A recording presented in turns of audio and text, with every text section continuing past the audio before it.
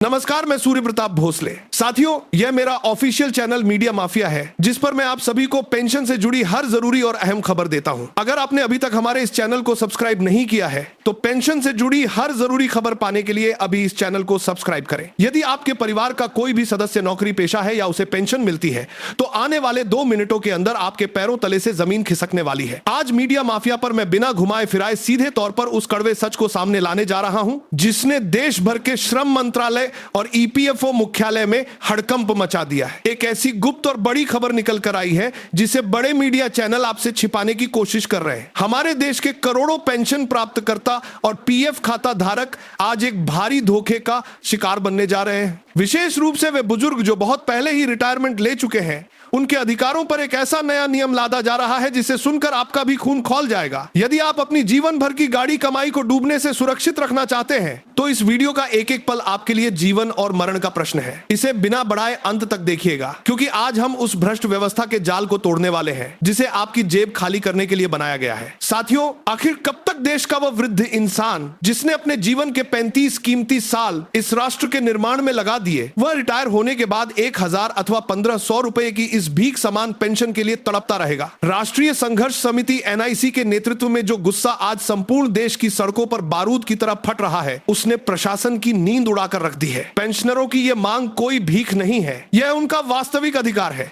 कम से कम पेंशन की राशि को तुरंत बढ़ाकर 7500 रुपए हर महीने किया जाना चाहिए और इसके साथ महंगाई भत्ता मतलब डीए भी शामिल किया जाए। इन मांगों को लेकर अब आर पार की लड़ाई का ऐलान हो गया है। सरकार को यह बात पार्टी गाली है। बिल्कुल साफ तौर पर समझ लेनी चाहिए कि इस भयंकर गर्मी और जीवन के इस अंतिम पड़ाव में यदि हमारे बुजुर्ग लोगों को इंसाफ नहीं मिलता है तो देश का करोड़ों मजदूर वर्ग और उनके परिजन एकजुट होकर ऐसा प्रहार करेंगे कि दिल्ली की सत्ता डगमगा जाएगी। आइए अब चर्चा करते हैं उस सबसे अहम और हैरान करने वाली खबर की जो पुराने वक्त में रिटायर हो चुके कर्मियों के लिए एक महाक्रांति साबित होने वाली है। ईपीएफओ ने बीते अनेक वर्षों से कट ऑफ डेट तथा ज्वाइंट ऑप्शन फॉर्म का बहाना बनाकर जो दस्तावेजों का नाटक चला रखा था, उसे अब हर हाल में रोकना होगा। बहुत पहले सेवा मुक्त हो चुके हमारे बुजुर्ग साथियों से 20-25 साल पुराने कागजात मांगे जा रहे थे। फैक्ट्रियां ताला लगा चुकी हैं, उनके मालिक लापता हैं और पुराने रिकॉर्ड नष्ट हो चुके हैं। ऐसी स्थिति में भला एक बुजुर्ग इंसान कहां से वो कागजात प्रस्तुत करे? दावों को खारिज करने की जो झड़ी ईपीएफओ ने लगा रखी थी, उसको लेकर अब मजदूर यूनियनों और सांसदों ने सरकार पर चौतरफा दबाव बना दिया है। जो ताजा जानकारी सामने आ रही है उसके अनुसार ईपीएफओ को किसी भी कीमत पर इन सख्त कानूनों में ढील देनी ही होगी। एक स्पेशल टास्क फोर्स बनाकर पुराने केसों का समाधान बिना किसी उलझी हुई कागजी कार्यवाही के करने का कड़ा दबाव अब शासन पर आ गया है। इसे हम अपनी एकता की प्राथमिक सफलता आ गया है। ईपीएफओ को किसी भी कीमत पर इन सख्त कानूनों में ढील देनी ही होगी, मान सकते हैं, परंतु ध्यान रहे कि हमारा संघर्ष अभी रुका नहीं है। यहां हमें ईपीएफओ के उस आर्थिक गणित को भी बेनकाब करना पड़ेगा जो सदा यही राग अलापता है कि खजाना खत्म हो जाएगा। जब विशाल पूंजीपतियों के लाखों करोड़ों रुपए के कर्ज माफ कर दिए जाते हैं, उस वक्त खजाना खाली नहीं होता है, मगर जब देश के सच्चे टैक्स दाता और श्रमिक को बुढ़ापे का सहारा देने का वक्त आता है, तब कड़े नियमों की किताबें खोलकर रख दी जाती है। अधिक पेंशन के बहाने जो डिमांड नोटिस थमाए जा रहे हैं, जिनके अंतर्गत लाखों रुपए दोबारा पीएफ खाते से पेंशन खाते में भेजने का फरमान सुनाया जा रहा है, वह एक तरह के मानसिक टॉर्चर से कम नहीं है। आम नागरिक अपनी खून पसीने की कमाई का एक विशाल भाग ईपीएफओ के पास जमा कर चुके हैं। इसके बावजूद उनकी पेंशन आरंभ क्यों नहीं की जा रही है?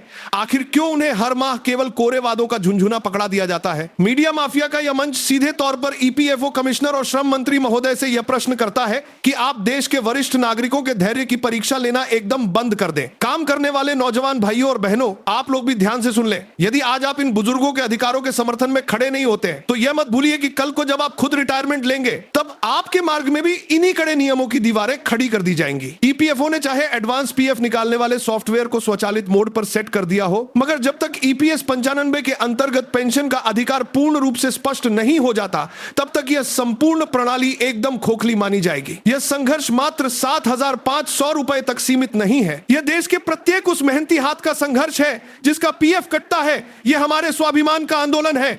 आज मीडिया माफिया के इस प्लेटफॉर्म के माध्यम से मैं देश के चप्पे चप्पे में मौजूद पीएफ खाता धारकों और पेंशनरों को पुकारता हूं कि वे अपनी शांति को भंग करें और अपनी असली शक्ति को जानें। सत्ता और प्रशासन हमेशा हमारी इसी चुप्पी का अनुचित लाभ उठाते आए हैं। आज आपको इस वीडियो के नीचे दिए गए कमेंट सेक्शन में अपनी अटूट एकता का प्रमाण देना होगा। पूरे उत्साह के साथ कमेंट में दर्ज करें कि हमें हमारा वाजिब हक चाहिए। 7,500 रुपए की कम से कम पेंशन हमारा मौलिक अधिकार है। पुराने पेंशन धारियों को तत्काल इंसाफ दिया जाना चाहिए। आपकी हर एक टिप्पणी सत्ता के ऊंचे गलियारों तक पहुंचनी चाहिए ताकि उन्हें यह एहसास हो जाए कि भारत का कर्मचारी वर्ग अब नींद से जाग गया है। आने वाले कुछ ही दिनों के अंदर ईपीएफओ कुछ अतिरिक्त और संशोधित सर्कुलर निकालने की योजना बना रहा है, जिसके तहत खारिज किए गए दावों को फिर से विचार के लिए खोलने और बकाये रकम के भुगतान की सीमा निर्धारित की जा सकती है। हम पल पल घट रही हर गतिविधि पर पैनी नजर रखे हुए हैं और जैसे ही कोई शासकीय आदेश जारी किया जाएगा, सबसे पहले एकदम सच्ची जानकारी हम आपके सम्मुख प्रस्तुत करेंगे। हम आपको किसी भी प्रकार के धोखे में नहीं रखेंगे। हम केवल सच्ची और प्रामाणिक सूचनाएं ही आप तक पहुंचाएंगे।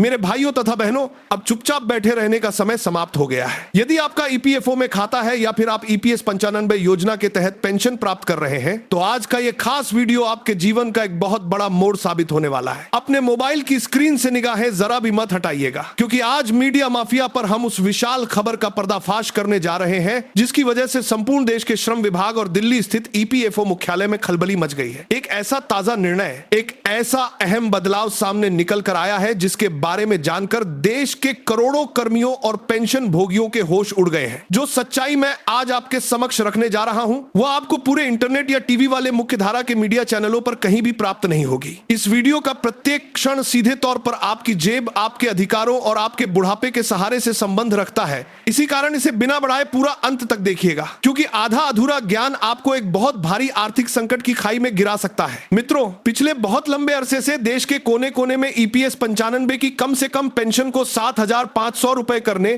तथा उसमें महंगाई भत्ता शामिल करने के उद्देश्य से जो ऐतिहासिक प्रदर्शन किए जा रहे हैं, वे अब एक ऐसी स्थिति में आ गए हैं जहां शासन को हार माननी ही पड़ेगी। एक और हमारे वृद्ध साथी अपनी इस ढलती हुई उम्र में चिलचिलाती धूप और ढेरों परेशानियों को सहते हुए सड़कों पर मजबूती से खड़े हैं, वहीं दूसरी ओर ईपीएफओ के वातानुकूलित कमरों में बैठे अफसरों के पसीने छूटने लगे हैं। आखिर ऐसा कब तक चलेगा? कब तक भारत का वह निष्ठावान कर्मचारी जिसने अपनी युवावस्था के 30-40 साल इस देश की नींव मजबूत करने में समर्पित कर दिए, वह सेवानिवृत्ति के पश्चात 1,000 अथवा 1,500 रुपए की इस मामूली भीख रूपी पेंशन के भरोसे अपना जीवन व्यतीत करेगा? जरा सोचिए, क्या आज की इस भयंकर महंगाई में 1,000 रुपए के अंदर महीने भर की दवाएं खरीदी जा सकती हैं? यह सभी पेंशनरों का जन्मसिद्ध अधिकार है, किसी की दी हुई भीख नहीं। और इसी चारों ओर से पड़ रहे भारी दबाव के मध्य अब जो बिल्कुल नई और विशाल जानकारी निकल कर आई है, उसने पूरे खेल को ही बदल कर रख दिया है। हम पल पल की हर छोटी बड़ी गतिविधि पर अपनी पैनी नजर गड़ाए हुए हैं और जैसे ही कोई भी शासकीय नोटिफिकेशन जारी किया जाएगा,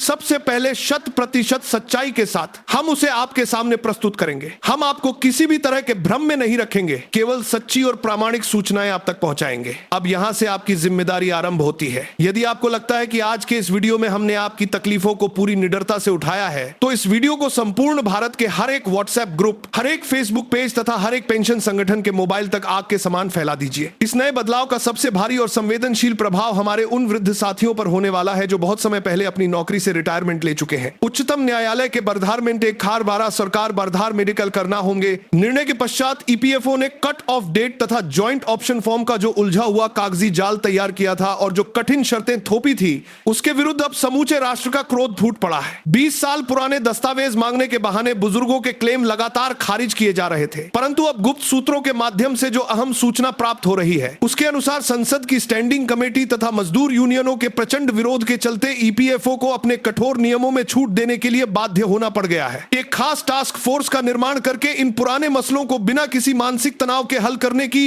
नई रूपरेखा तैयार की जा रही है। यह हमारी एकता की प्रथम सीढ़ी है, मगर यह भी ध्यान रखना होगा कि जब तक यह आदेश जमीनी हकीकत नहीं बनता, तब तक हमारा यह आंदोलन समाप्त नहीं होगा। यहां पर हमें ईपीएफओ के उस दोहरे बर्ताव को भी भली भांति समझना पड़ेगा, जो एक हाथ से कुछ देता है तो दूसरे से वापस छीन लेता है। एक और ईपीएफओ ने नौकरी करने वाले लोगों के लिए एडवांस पीएफ निकालने वाले प्रोसेस को ऑटो मोड में डालकर काफी फास्ट कर दिया है, जिसकी हम तारीफ भी करते हैं। मगर इसके विपरीत जब ईपीएस 95 के अंतर्गत अधिक पेंशन वाले डिमांड लेटर की बात छिड़ती है, तो लाखों रुपए वापस जमा करने के बावजूद पेंशनरों को कई महीनों तक केवल नई तारीखों का ही सामना करना पड़ता है। वेबसाइट पर आने वाली